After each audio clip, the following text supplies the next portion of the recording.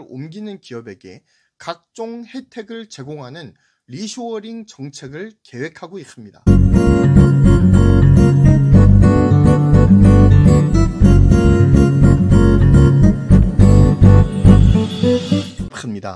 IT와 반도체 이슈를 전달해드리는 경제를 말하다입니다. 효성이라는 그룹을 아십니까? 효성은 2019년 5월 기준 자산규모 13조 4천억 원으로 국내 재계순위 22위의 대기업입니다. 주요 사업 영역은 섬유, 무역, 중공업, 산업자재, 화학, 정보통신 등등 중공업 계열에 특화된 기업입니다. 이 중 우리가 알아보아야 될 것은 효성그룹의 계열사 효성첨단소재에 대한 내용입니다. 효성첨단소재는 주로 산업용 섬유산업과 최첨단 소재를 생산하는 기업입니다. 여기에서는 폴리에스테르, 나일론 원사와 카펫 원사를 제작하고요. 오늘의 주제인 아라미드 원사와 탄소재료 등을 생산을 합니다. 그리고 타이어 코드라든지 스틸 코드 등의 타이어 보강재를 생산하는 기업이기도 합니다. 이 중에서 요즘 핫하게 붐이 조성되고 있는 기업 리쇼어링과 관련한 사업이 있어서 이를 정리하고 향후 전망에 대해서도 생각해보는 시간을 갖겠습니다. 자, 리쇼어링이라고 하는 것은 무엇일까요? 이것은 오프쇼어링과 반대되는 개념의 기업 경영 용어입니다. 리쇼어링은 원가 절감과 경영 효율을 이유로 해외에 생산기지를 두었던 오프쇼어링의 반대 개념입니다. 해외 상황의 불확실성이 증가할 경우 기업은 안정적으로 제품을 생산할 수 있도록 생산기지 등을 국내로 이전을 하게 되는데 이를 리쇼어링이라고 합니다. 국내에서도 해외에서 국내로 생산기지를 옮기는 기업에게 각종 혜택을 제공하는 리쇼어링 정책을 계획하고 있습니다. 자, 그렇다면 지금 코로나 시국에서 기업 리쇼어링이 각광을 받는 이유는 무엇일까요? 바로 질병으로 인해서 해외 상황의 불확실성이 증가되었기 때문입니다.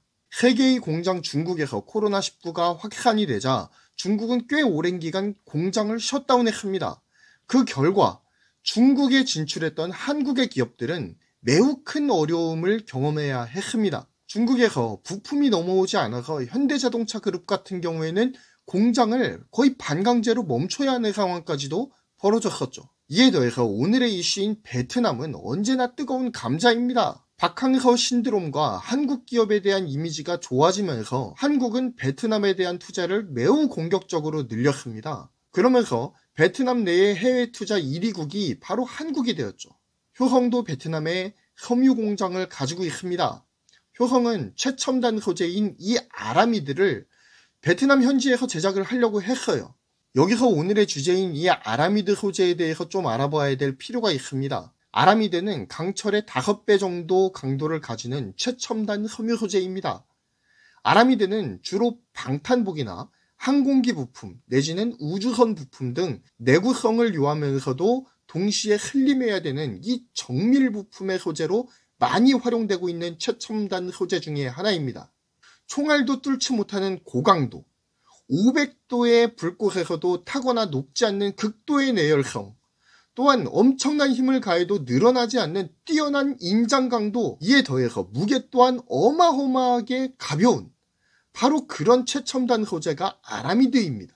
그래서 이 아라미드 소재를 자동차 범퍼에 사용하면 범퍼의 무게가 거의 절반 이상 줄어들게 되기 때문에 자동차 연비가 10% 이상 좋아진다고 합니다. 정말 엄청난 거죠. 이러한 꿈의 신소재 아라미드는 의외로 긴 역사를 가지고 있는데요. 1970년대 미국의 화학기업 듀폰이 처음으로 상용화에 성공을 했습니다.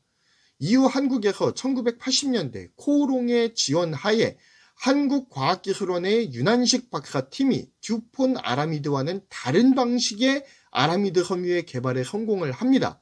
그래서 미국, 영국, 일본, 독일 등 7개국에서 물질 특허를 획득했습니다. 효성 첨단 소재에서는 2003년 자체 기술로 이 아라미드 섬유의 개발에 성공을 합니다. 그리고 2009년 알테스라고 하는 이름으로 상업화에 성공을 했습니다. 이후 군용 방탄 소재와 자동차의 고무 보강재 그리고 산업 소재로 널리 쓰이며 수익을 창출하고 있습니다. 더불어 최근 들어서는 5G 네트워크 구축 사업의 핵심으로 꼽히는 5G 케이블의 주요 원료로 아라미드가 쓰이면서 그 수요가 폭발적으로 증가하고 있습니다. 따라서 효성에서는 아라미드 섬유의 효율적 생산을 위해서 베트남 생산기지에 라인을 증설할 계획을 가지고 있었습니다. 하지만 모두가 아시는 것처럼 베트남 정부의 이해할 수 없는 한국인 차단 정책과 일본 친화적 정책, 그리고 한국의 기술을 탈취하려는 시도, 한국 기업에 불리하게 돌아가는 베트남 현지 정서 등등 이러한 영향으로 인해서 대기업들이 베트남 투자를 꺼리는 상황으로 흘러가고 있습니다. 이러다 보니 베트남의 대규모 투자를 단행했던 대기업들이 갑작스레 바뀐 경영 환경으로 인해서 매우 혼란스러운 상황입니다. 대기업들의 선택은 리스크 관리를 위한 리쇼어링이었습니다. 예를 들어 삼성전자의 이야기를 해보자면 당초 갤럭시 S20 등 프리미엄 스마트폰의 디스플레이 중 일부를 베트남에서 생산할 예정이었습니다. 그래서 베트남 현지에 국내 기술자들이 넘어가기도 했죠. 그런데 국내의 코로나19 사태가 이태원을 비롯한 일부 산발적인 악재가 터지고는 있지만 그래도 효과적으로 통제가 가능하다라고 하는 판단에 따라서 삼성전자에서도 국내 구미 생산 라인에서 이 디스플레이들을 계속 생산하는 것으로 방침을 선회했습니다. 그리고 베트남 공장에 아라미드 라인을 구축하려고 했었던 효성 또한 울산 공장을 증설하는 방향으로 투자 계획을 선회했습니다. 베트남뿐만이 아닙니다.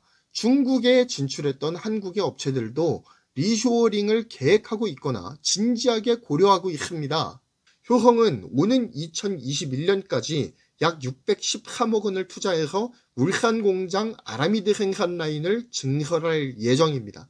증설이 마무리되면 연간 아라미드 생산량이 1200톤에서 3700톤까지 약 3배가 넘어가는 그 증가 추세를 보일 것으로 여겨집니다. 이로 인한 고용 창출 효과도 상당할 것으로 보입니다.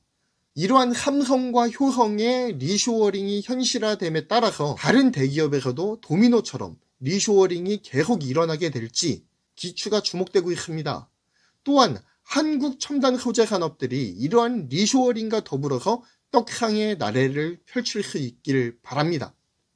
또한 이러한 첨단 산업의 리쇼어링이 대한민국이 꿈꾸고 있는 한국형 뉴딜 정책에 좋은 밑거름이 되기를 바람하지 않습니다. 한국의 경영 환경이 점차 좋아지고 있는 만큼 많은 기업들이 리쇼어링을 실행해서 국내 일자리 창출과 한국형 뉴딜 정책에 많은 힘을 보탤 수 있을지 기추가 주목되고 있습니다.